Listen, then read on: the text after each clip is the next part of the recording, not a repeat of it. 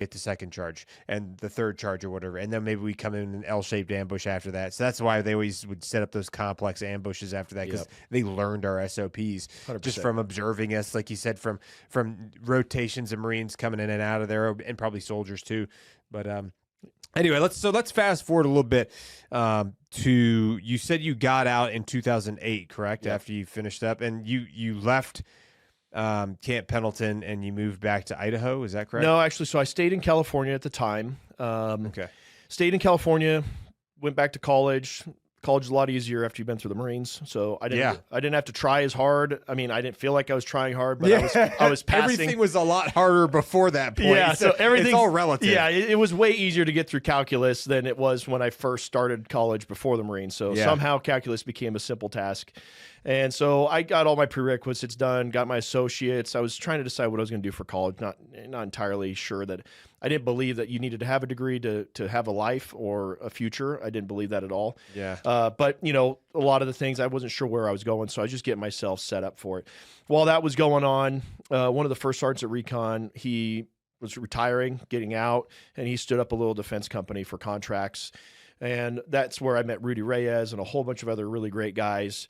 And what he did is he just took the recon community of the guys that got out and he just hired them because they all have their security clearances, and we were contracted to work with EOD. So the naval EOD units, both at TEU 1 and 2. So East Coast at 2 and West Coast at 1. So we're at Ridgecrest or Virginia Beach.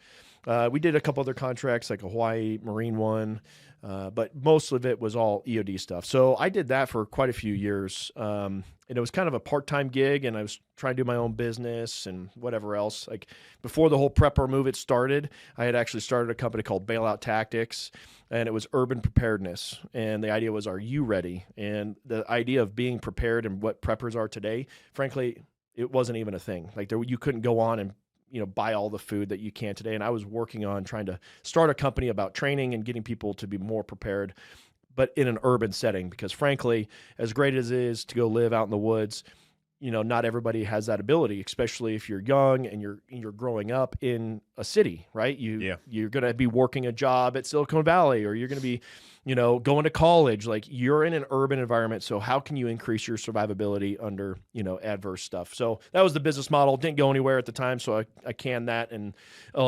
California politically was not my vibe. Yeah. Getting guns was hard. They didn't want you to have freedom rifles. And so I was like, I'm moving, I'm getting out of here. Yeah. And actually I wasn't even going to go back to Idaho. I was going to move to Colorado, which was crazy. And this is all around the time when like